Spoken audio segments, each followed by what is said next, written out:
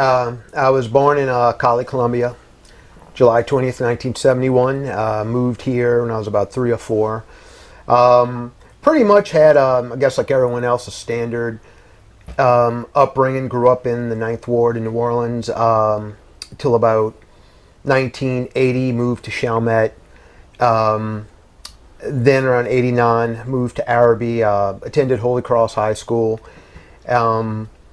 Then moved out here to Metairie in 94. And that's pretty much about it. Started playing guitar when I was about 14 or 15. So, a lot of people don't know I have a guitar background. That was my first stringed instrument. My instrument before that was I was a clarinet player from 5th grade to 9th grade. I took up the guitar, and then somewhere around 2000, got sick of the guitar, picked up bass, and haven't looked back, although I still mess around with the guitar. I can still compose on it and write on it. And my introduction to the scene was May of 89, which was Storyville Jazz Hall, I Hate God, Soylent Green, and Exhorter. Oh, wow. Yeah, that was my first show. Hell of a way to get introduced. So that was my very first show, and then it went from there. Yeah. Pause for a second. Can you clip it like here so it doesn't rub on you? Clip it where? Just like, let's say like right here. Yeah. Yeah, so no piece of it rubs on your chin. Yeah. I'll just piece all this stuff together. It's cool. Yeah. They are sensitive.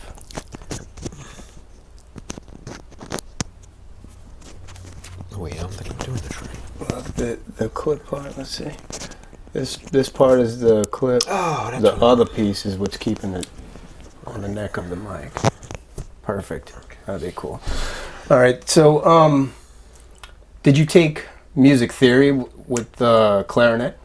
Yes. Learning the clarinet, especially at 10 years old, that's how I developed the ability to sight read, learn theory, scales, arpeggios, because I find that a lot of musicians, guitarists and bassists, always ask me, dude, I'd love to learn music theory, or do you teach music theory? And I'm like, yeah, to me, theory's, it's second nature. It's easy for me, but only because I have that clarinet background. Sure. So you have to learn how to read treble clef. You have to learn how to read music, whereas with guitar, you have tablature, ditto for bass. You have tablature where it shows the numbers, where you put your fingers on the frets, what frets to play. You don't have that for a clarinet. Yeah. So, you have to sight read. And it's also, too, anything I write, I could also, if I wanted to, I could just put it down in standard notation as music.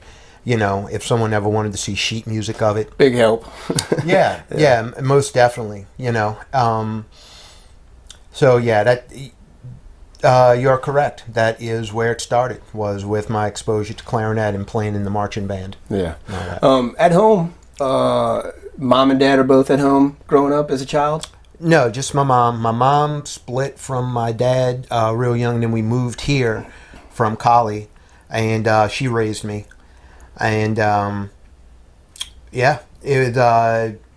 interestingly enough, my dad speaks mostly Spanish, which, though growing up in my household, my mom, although she's fluent, she never spoke it with me. And I didn't really get any exposure to Spanish till my freshman year at Holy Cross, where you had to take Spanish. My freshman and sophomore year, Spanish 1, Spanish 2. Yeah. But I never wound up using it. It only came into... I wouldn't say I'm very proficient at it.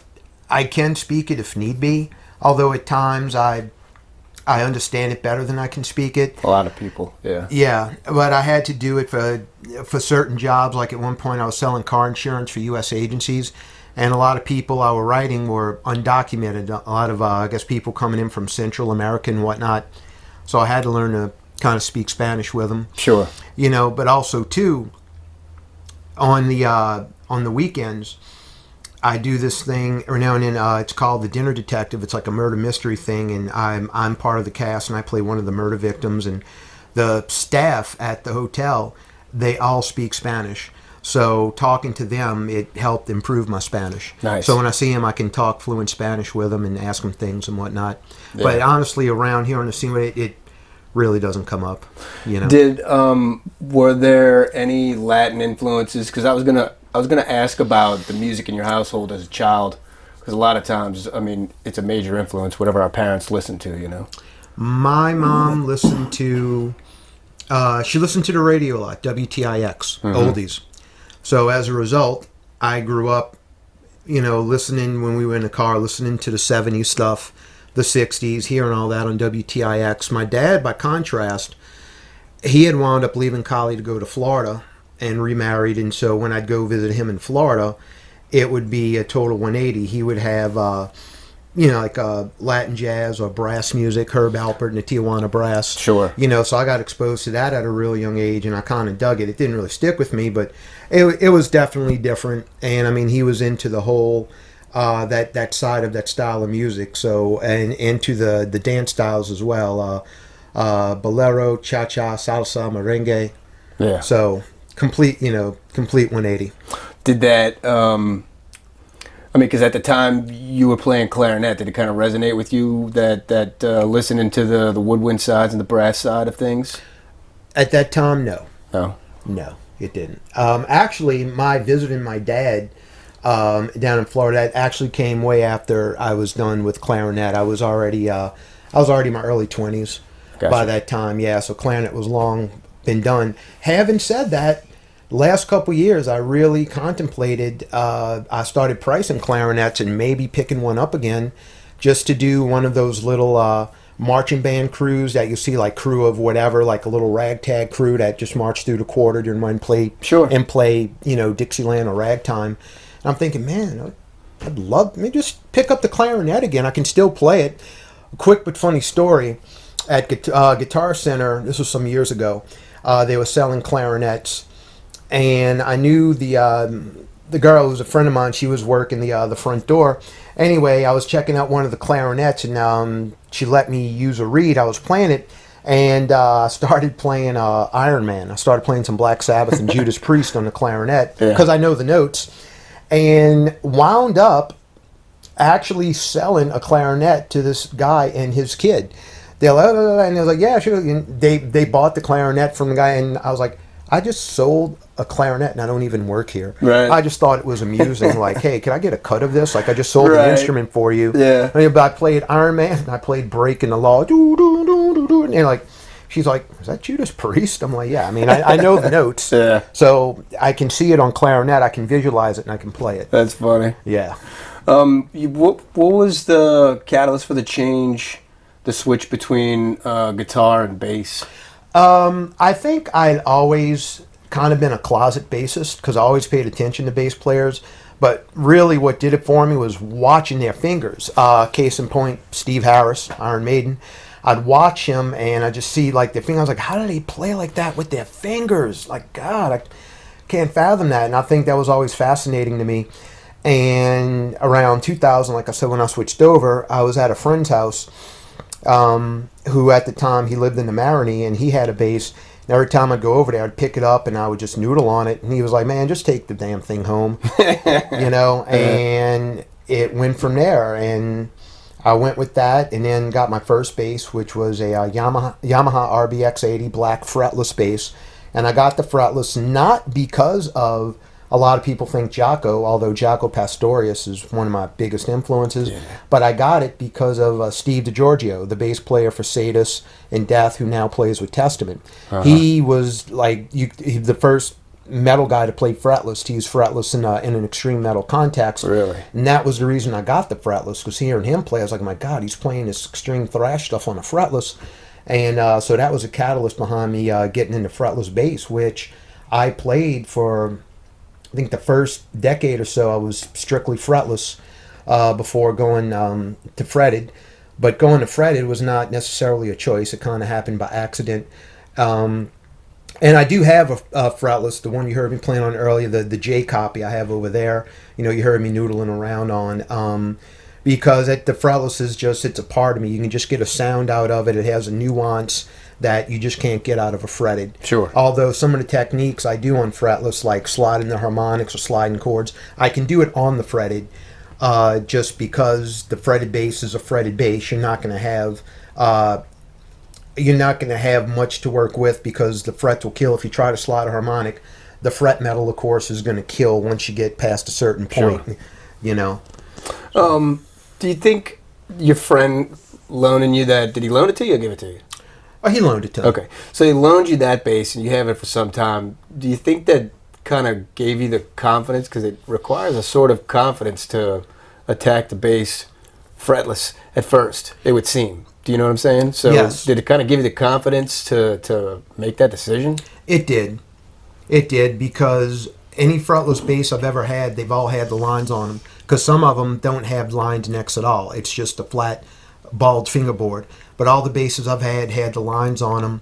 And when I borrowed his bass, first it was a matter of getting the right hand technique down, because to switch from pick to fingers the first month or two, it was grueling, because my fingers just didn't want to conform to do an alternate picking. It just would not work. And so after a couple months, it started getting easier. And then I got the Yamaha. I don't remember where I got it from, and started going to open mic nights at like the Turtle Lounge out on Airline. It would have these open mic blues jams. So I'd go there with my fretless, and I mean, that's how you do it. You just, kind of like jumping in with both feet, so to speak. You know, bringing the fretless to a blue and just getting your chops together there, playing with people. Yeah. Yeah. Which one was with you for most of your callus building phase, I guess you would call it? I had wound up getting, after the Yamaha, I wound up getting this jazz copy bass called an XX. And it was a copy of a Fender Jazz bass, 20 frets. It was fretless, but with a line neck. But I put EMG pickups in it, EMG jazz replacement pickups, and that was the one that stayed with me through Katrina, through everything, and that's what I built my chops up on. Yeah. Yeah, that and lucking out finding a couple Jaco Pastorius books and really analyzing and learning what he played and how he did it, and that built my chops up as well. Yeah, I bet. I didn't know they had books out on that guy, but I heard his music and it's phenomenal. Yeah, I have a couple of his books with a lot of his transcriptions, and it's not. I mean, it's easy for me now, but in the beginning, no, it was work. Yeah, I bet. Yeah. So you do. You've done a lot of gigging, just kind of on solo, like just going out and going to open mics and things like that. And performances, and you said you were at a blues night. Do you kind of gravitate towards certain genres? Not so much I gravitate as much as that's really kind of all what they had going on in Jefferson and New Orleans. Fit. Yeah, exactly. Like back when I was playing guitar, before I picked up bass, I would go to open mic blues jams at Mid-City Rock and Bowl before it was on Carrollton. No, I'm sorry. It was still on Calvin, but it was where the Shamrock is now. Yeah. Before they moved next to the old College Inn, and they would have open mic nights there, and I'd go with a bass player friend of mine. At the time, I was playing a Strat, which I still not the same Strat, but and I would go there and I'd play and play. So that's really all I had were open mic jams. It were mainly blues jams. Yeah. Because that's what everyone did. They really didn't have much. And we have like open mic jazz night, or if they did have an open mic, to be like, bring your instrument, play whatever. But what I noticed was that sometimes I would go just to scope them out and not bring my instrument, just to see what people would play. And the majority of the time, guys would come with their guitar, their bass, or their horn, or whatever, and they would wind up playing just really common blues progressions. Just standard stuff, and I was like, okay, I get it, so that's so that was about. So not necessarily much gravitating as much as that's all what they really had. Having said that, though, I like playing blues jams because I get to walk. What I mean by walk is walking bass lines like do do do do do do. Sure.